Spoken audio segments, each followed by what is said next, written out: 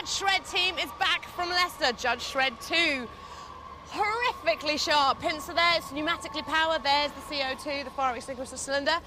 They've got a sulphuriter and a flipper, but it doesn't crush. Now, if you thought you'd heard the last of the Millennium Bug, it is back with legs on. 8 of them. Walks at the same speed as me. It's got a powerful lifting fork at the front here, so they think. They only put it on this morning and it hasn't been tested.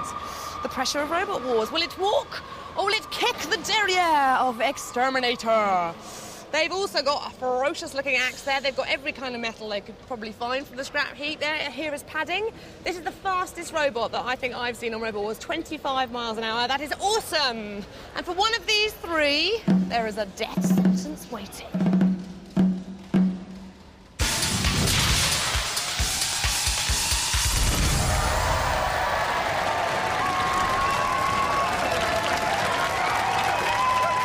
From Norwich, Millennium Bug. A walking robot, therefore allowed to be twice as heavy as the rest. A 2,000 RPM rotating disc was inspired by the success of Hypnodisc in the last wars. Will this be a bugbear for the rest? My name is Rory Williams. I'm the team captain and designer of the Millennium Bug.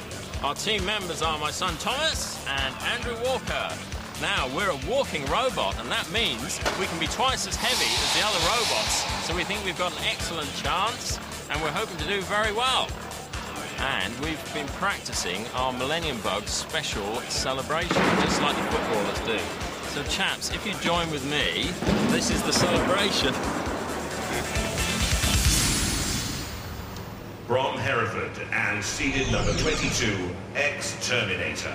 Will they exterminate with the axe and scoop bucket? 2 750-watt, 24-volt industrial motors give the power. The shell is aluminium, and it's very, very quick.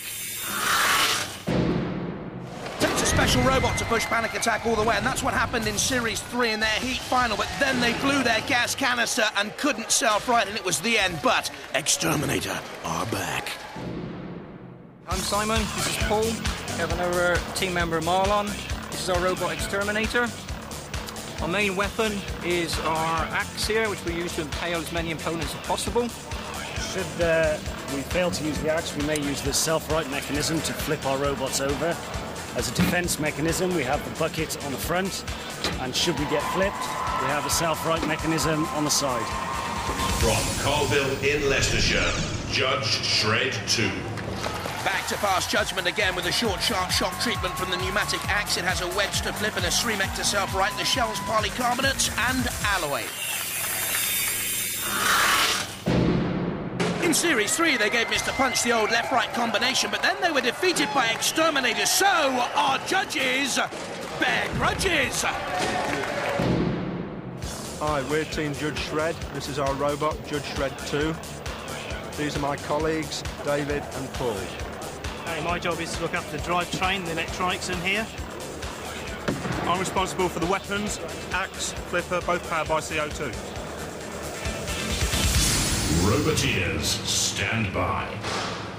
Here they are then, Judge Shred 2. At the controls there in the middle, Alan Blakeman, a school technician. Millennium Bug with young Thomas, praying that Dad doesn't do that celebration dance. And Exterminator, Marlon Pritchard at the controls at the right.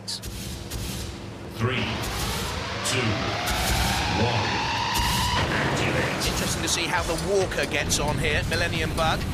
Actually quicker than the Walkers in the last series. Developments have been made. Very interesting. They're up to 4 miles an hour. I know it's not startling, but there you go. Exterminator slamming into Judge Shred 2 and forcing it against the arena wall. Look at the judges from behind. And the wibble-wobble of Millennium Bug. Those leg scaffolding pipes as Exterminator rolls away into safety. And Judge Shred 2 comes in on the attack and flicks away a bit of protective metal. I wonder if that's decorative only. For Millennium Bug, look at the great bludgeoning rotating disc at the back, 2,000 RPM, and that will cause problems. Do not get too tight to that. Another piece of metal comes flying off. All of a sudden, the thighs on those legs are being exposed. Hack to hack, Exterminator, and Judge Shred 2, Exterminator through the flames. And to take on Judge Shred 2, well, the axe of Exterminator making no impression whatsoever there on the shell of Judge Shred 2. the shell polycarbonate and alloy, and at the moment, in this particular battle, I'd say Judge Shred 2 is the most impressive, but Exterminator means business now again on Millennium Bug. The arena is absolutely littered now with shards of metal from the Bug. And again, it's Judge Shred 2 to come in. No, he leaves Exterminator to do more damage. Poor old Bug out there, left alone. And it will not be going to the ugly Bug ball tonight. Poor old Millennium. Exterminator 2, and now Judge Shred 2. They came in with a pincer movement to roll Millennium Bug over. And I can't think there's any way back now for the Millennium Bug. Looks like a beetle when turned topsy-turvy. Oh, someone go in and write it. I don't think any controls in the world can rescue Millennium Bug now. At least we won't see Rory Williams and Andrew Walker and the celebration wiggle of the fingers.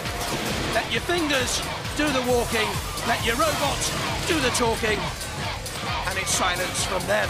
Exterminator with the axe. They're the Judge Shred 2 boys. And Millennium Bug onto the arena floor flipper! Oh, they didn't even bounce right way up. Dead Metal comes in to cut off the scaffolding poles. Millennium Bug no more. Flipped and a bit of a flop. The Bug's on its back, legs flailing, flipped out of the competition.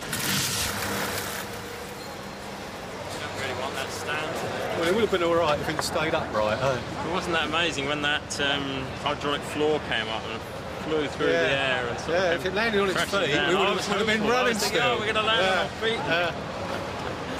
Anyway, it was good fun, wasn't it? Yeah. It hasn't been immobilised. That counts as immobilised. We're definitely out of the competition. There's no denying that.